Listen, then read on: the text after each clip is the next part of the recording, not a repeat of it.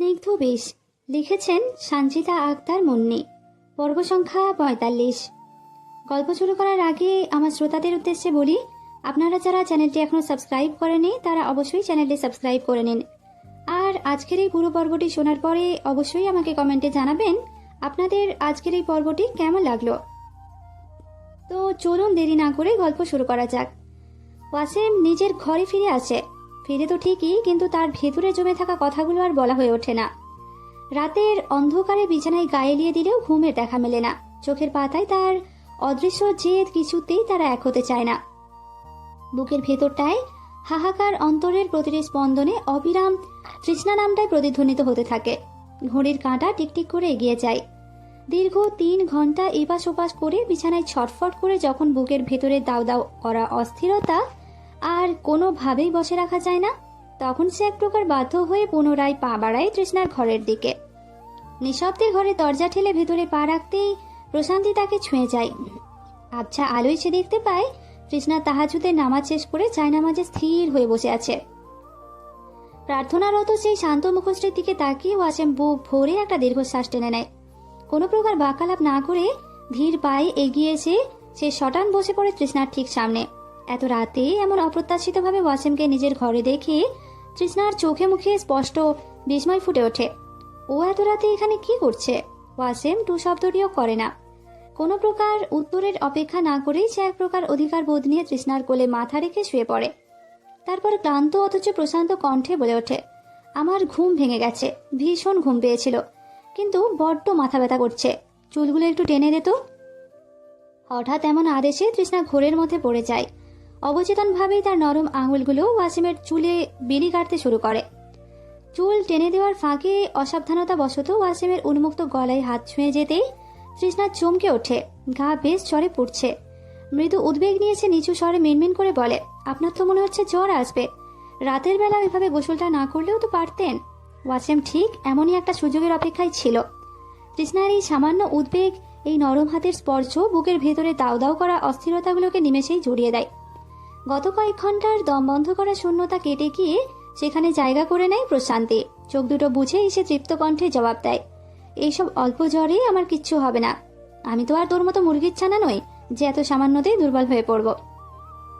কথাটা শুনে তৃষ্ণা আন্তমুখে অত্যন্ত ধীর গলায় উত্তর দেয়, মেয়ে মানুষ তো একটু দুর্বলই হয়, এটাই তো নিয়ম।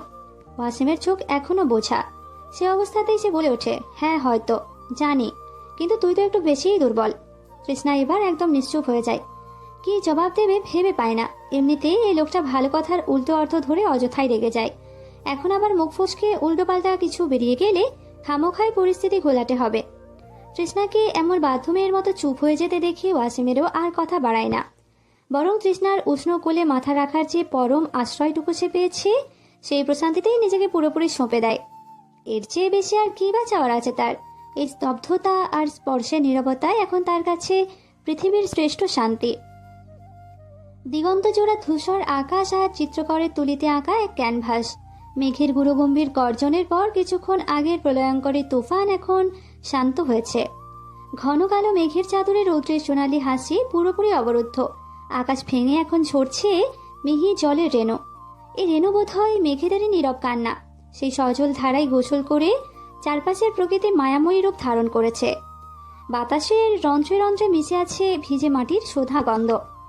রাস্তার দুপাশের শান্ত জলাশয়ে বৃষ্টির ফোঁটারা অবিরাম এঁকে চলেছে সুন্দর সব জলতরঙ্গ।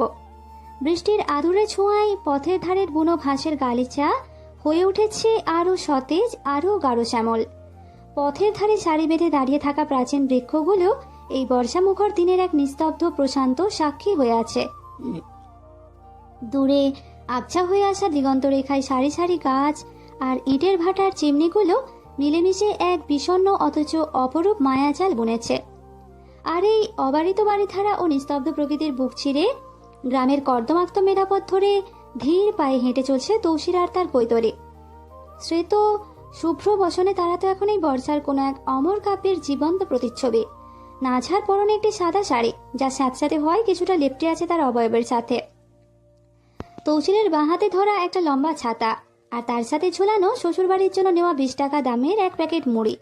সে মহা কিপটা, তাও মুড়ি নিয়ে যাচ্ছে, এটাই অনেক। তার ডান হাতে যত্নে রাখা নাঝার জুতো জোড়া, কাদায় যাতে নাঝার দামের জুতো জোড়া নষ্ট না হয় সেই খেয়াল তার পুরো মাত্রায়। তৌসিরের পরনে সারা পাঞ্জাবির সাথে ধুতি স্টাইলে পরা লুঙ্গি আর পাঞ্জাবির ওপর অতি প্রিয় কালো মুজিব কোট। তালুকদার বাড়ির উদ্দেশ্যে তাদের এই যাত্রা। গাড়ি করেই আসার কথা ছিল তাদের, মূলত সে কারণেই নাঝা এত সুন্দর করে শাড়ি পরেছে। কিন্তু বাড়ির কাছাকাছি আসতেই বাঁধে বিপত্তি। বৃষ্টির কাদায় আটকে যায় তাদের গাড়ি, ঠেলতে গিয়ে ছিঁড়ে যায় আগে থেকেই বিকল্পরায় সিএনজিটি তার। তাই বাধ্য হয়ে যান্ত্রিক বাহন ছেড়ে প্রকৃতির এই কাদা মাখা পথ ধরে হেঁটেই এগোতে হচ্ছে তাদের। তবে এই বিপত্তি তাদের দুজনের মাঝে এক অনাকাঙ্ক্ষিত একান্ত মুহূর্তের জন্ম দিয়েছে। মেঠো পথের কাদা এড়িয়ে সাবধানে পা ফেলতে ফেলতে নাঝা একসময় নির্ভরতায় জড়িয়ে ধরে তৌসিরের হাতটা। এই বিশাল পৃথিবীতে এই হাতটাই তার একমাত্র নিশ্চিন্ত আশ্রয়। তৌসির মৃদু হেসে চোখের কোণে এক চিলতে আদর নিয়ে নাঝার দিকে তাকায়। কি হইল? নাঝা দুদিকে মাথা নেড়ে বিষণ্ণ গলায় বলে, কিচ্ছু না। তৌসির নাঝার মনে জমতে থাকা মেঘটুকু পড়তে পেরে হালকা গলায় জিজ্ঞেস করে, মন খারাপ? নাঝা মুখ তুলে তাকায় তৌসিরের দিকে, ঠিক এক নিরীহ মায়াবী হরিণীর দৃষ্টিতে। সেই নিটল সজল চাহনিতে তৌসিরের প্রতি তার ব্যাকুল আকুলতা আর না বলা ভয়গুলো স্পষ্ট পড়া যায়। নাঝা নরম অভিমানী গলায় জিজ্ঞেস করে, কবে আসবেন? মন খচখচ করছে কেন আমার? তৌসির মুচকি হাসে, লম্বা ছাতাটা মেলে দুজনের মাথার উপর ধরতে ধরতে এক নিশ্চিন্ততার স্বরে বলে, চলে আসমো তাড়াতাড়ি। হঠাৎ কইরা যাইতেছি তো, তাই মন খুঁতখুত করতেছে তোমার। বাড়ি সবার লাগে দেখা হলে দেখবে মন ঠিক হইয়া যাইব। কিন্তু নাঝার মনে শূন্যতা এত সহজে পূরণ হওয়ার নয়। প্রিয় মানুষকে দূরে পাঠানোর আশঙ্কায় তার বুকটা ভারী হয়ে আছে।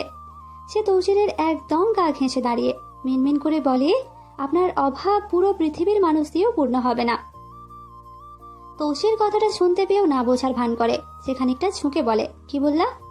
নাঝা অন্যদিকে দৃষ্টি ছড়িয়ে বলে, ভেজা পাতার দিকে আনমনেই তাকিয়ে দীর্ঘশ্বাস গোপন করে বলে, কিচ্ছু না। বৃষ্টির ধারা আর একটু বাড়ে। ছাতার নিচে পৃথিবীর সমস্ত কোলাহল থেকে বিচ্ছিন্ন হয়ে তারা পাশাপাশি হাঁটতে থাকে। দীর্ঘক্ষণ পর বাড়ি ফিরে সবার সাথে নিয়মমাফিক কুশল বিনিময় পর্ব চুকিয়ে তৌসির আর নাঝা এসে ঢোকে নাঝার ঘরে। বসার ঘরে নাঝার বাবা চাচাদের সাথে তৌসিরের কথোপকথন হয়। অবশ্য শ্বশুর জামাইদের চেয়ে শত্রুর মতোই শুনিয়েছে বেশি কথায় কথায়, একে অপরকে বাক্যবাণে বিদ্ধ করার চেষ্টা আর কি। তৌসিরের এবার ফেরার পালা। যাওয়ার আগে সে নাঝার ঘরে আসে। নাঝা এরই মাঝে শাড়ি পাল্টে একটা সুতির 3 পিস গায়ে জড়িয়ে নিয়েছে। আনমনে চোখ বোলাচ্ছে নিজেরই চেনা ঘরের চারধারে। তৌসির বড্ড অবাক চোখে দেখছে চারপাশ। তার মতো এক সাধারণের ছাপোষা ঘরের তুলনায় এই ঘর অত্যন্ত 10 গুণ বেশি সুন্দর আর বিলাসবহুল। দামি বিছানা, ড্রেসিং টেবিল, পেল্প সোফা, পেল্লাই আলমারি, নামাজের জন্য সুসজ্জিত আলাদা কর্নার। কি নেই এখানে?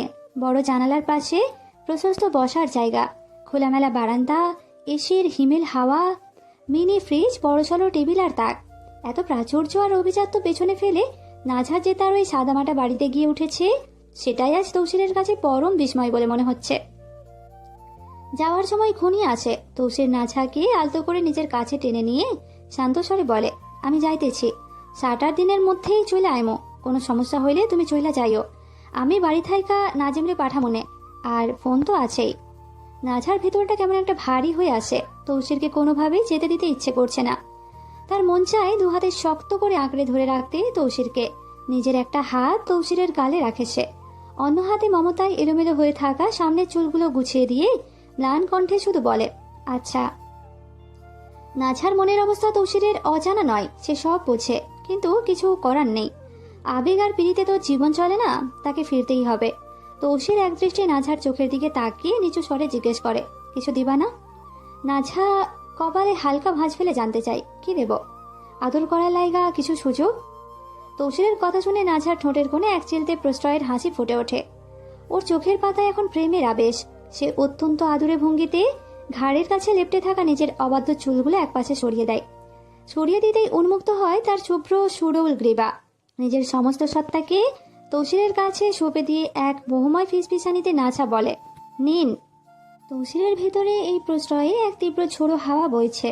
তৌসির এক টানে নাঝার চিকন কোমরটা 2 হাতে শক্ত করে জড়িয়ে ধরে নিজের বুকের সাথে মিশিয়ে নিয়ে নাঝার উন্মুক্ত গলায় অতি আবেশে মুখ গুঁজে নেয়। তৌসিরের এই এলোমেলো তপ্ত নিঃশ্বাস যখন নাছার গলার সংবেদনশীল ত্বকে আছড়ে পড়ে, তখন নাছার মনে হয় ওর শিরায় শিরায় বিদ্যুৎ খেলে যাচ্ছে। এক অনাবিল শিহরণে আবেশে বুঝে আসে ওর চোখের পাতা। তার চেনা পৃথিবীটা এক মিষ্টি ঘোরের শূন্যে বিলীন হতে শুরু করে। তৃষ্ণার্ত প্রেমিকের মতো তৌসির নাছার গলার ভাঁজে ভাঁজে এঁকে দিতে থাকে ভালোবাসার অজস্র উষ্ণ চুম্বন। ভালোবাসার এই তীব্র প্লাবনে নাছা নিজেও দিশেহারা। ঘোরের মাঝেই সে আলতো করে তৌসিরকে একটু দূরে সরিয়ে দেয়, তবে তা দূরে ঠেলে দেওয়ার জন্য নয়, বরং নির্ভরতায় নিজের ডান কাঁধের মসৃণ অংশটুকু তৌসিরের আদরের জন্য প্রসারিত করে দেওয়ার জন্য। তৌসির এই সুযোগেরই তো অপেক্ষায় ছিল। এক বুক তৃপ্তি নিয়ে সে সেখানে নিজের উষ্ণ ওষ্ঠের ছোঁয়া এঁকে দেয়। তৌসির এক মাতাল ভ্রমরের মতো হয়ে গেছে। কোনোভাবেই সে নাছার মোহময় সান্নিধ্য থেকে নিজেকে সরাতে চায় না। এক জাদু বলে সে নাছার মাঝেই সম্পূর্ণ ডুবে আছে। তৌসিরের এই অবাধ্য প্রেমের পাগলামি থেকে নাছা কিছুতেই নিজেকে ছাড়াতে পারছে না। আদরে আদরে ক্লান্ত আবেশে জড়ানো নাছা অবশেষে এক রাস আদরে অভিমান আর নেশাতুর গলায় তৌসিরের চওড়া কাঁধে আলতো ধাক্কা দিয়ে ফিসফিসিয়ে বলে ওঠে, ওহ আস্তে, আর কতক্ষণ? তৌসির এবার দুহাতে নাছার গাল দুটো আগলে ধরে, গাঢ় স্বরে বলে, টানা 7 দিন তোমার কাছে পাবো না, তুই বুঝাসের জ্বালা? একটু কাছে থাকতে দে, নড়িস না আর বকিস না। নাছা একটা দীর্ঘ শ্বাস ছেড়ে চাপা স্বরে বলে, এখন অন্য কিছু করা যাবে না, কিন্তু চুমু খান আর সোজা চলে যান, বাকি সব বাড়ি ফেরার পর। কথাটা শেষ করার সুযোগই পায় না নাছা। বাক্যটি সম্পূর্ণ হওয়ার আগেই নাছার লাজরাঙা আরক্তিম অর্ধপল্লব নিজের প্রবল অধিকারে তুলে নেয় তৌসির। আচমকা এই আবেগের স্ফুরণে নাছা প্রথমটা ঈষৎ চমকে ওঠে, তবে পরক্ষণেই তার ভেতরে সমস্ত প্রতিরোধ গলে পানি হয়ে যায়। থরথর করে কাঁপতে থাকা তার দু হাত মন্ত্রমুগ্ধের মতো ধীরে ধীরে উঠে আসে তৌসিরের চওড়া সুঠাম কাঁধে। এরপর সলজ্জ আঙুলগুলো আলতো করে স্লাইড করে তৌসিরের ঘাড়ের পেছনের ঘন চুলে। অতি নির্ভরতায় তৌসিরের মাথাটা আরো শক্ত করে নিজের দিকে চেপে ধরেছে। তৌসিরের চুম্বনের তীব্রতার সাথে এক ছন্দে তাল মিলিয়ে নাছাও সাড়া দিতে শুরু করে। তার কিশোরী মনে সমস্ত আড়ষ্টতা, সমস্ত দ্বিধা নিমেষেই কর্পূরের মতো উবে যায় শূন্যে। তৌসিরের এই পাগলাটে উষ্ণ ভালোবাসার সে পূর্ণ প্রতিদান দেয় নিজের সর্বস্ব ঢেলে দিয়ে। নাছা নিজের শিহরিত শরীরটাকে তৌসিরের প্রশস্ত বুকের সাথে একেবারে লেপ্টে দেয়, যাতে দুজনের মাঝে এক চিলতে বাতাসেরও প্রবেশের অধিকার না থাকে। তৌসিরের শার্টের সামনের অংশ শক্ত করে খামচে ধরে নিজেকে কোনো মতে সামলানোর আপ্রাণ চেষ্টা করে মেয়েটি, কারণ তৌসিরের এই অপ্রতিরোধ উন্মাদনার কাছে তার শরীর ক্রমশ অবশ হয়ে আসছে। শিরদাঁড়া বেয়ে নেমে যায় এক অচেনা মাদকতা।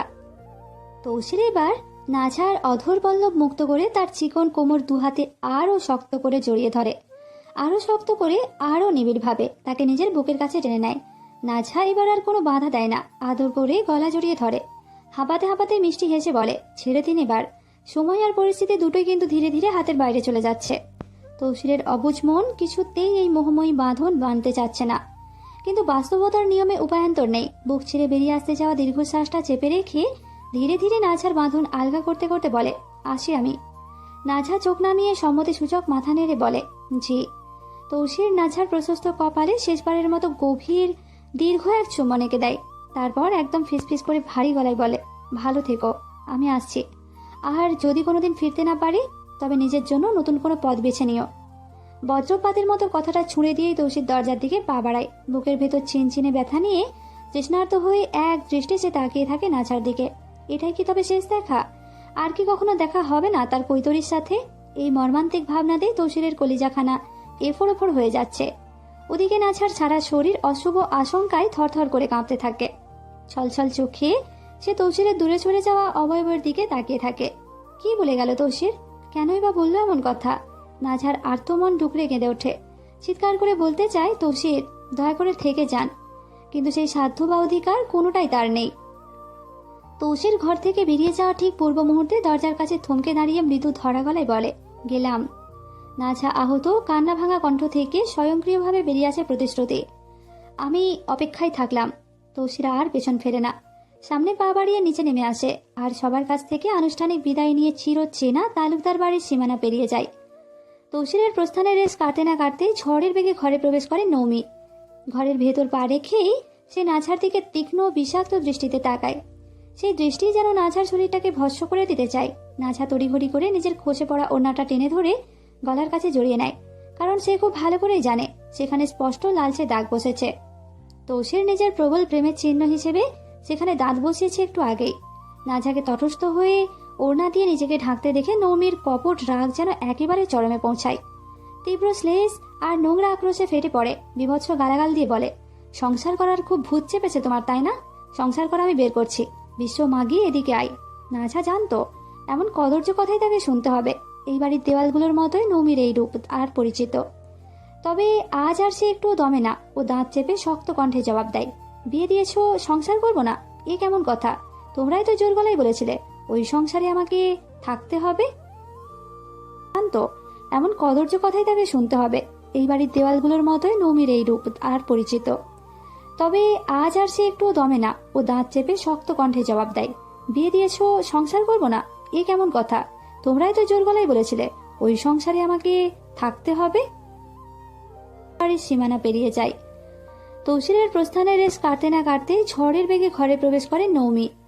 ঘরের ভেতর পা রেখেই সে নাঝার দিকে তীক্ষ্ণ বিষাক্ত দৃষ্টিতে তাকায়। সেই দৃষ্টি যেন নাঝার শরীরটাকে ভস্ম করে দিতে চায়। নাঝা তড়িঘড়ি করে নিজের খসে পড়া ওড়নাটা টেনে ধরে গলার কাছে জড়িয়ে নেয়, কারণ সে খুব ভালো করেই জানে সেখানে স্পষ্ট লালচে দাগ বসেছে। তৌসির নিজের প্রবল প্রেমের চিহ্ন হিসেবে সেখানে দাঁত বসিয়েছে একটু আগেই।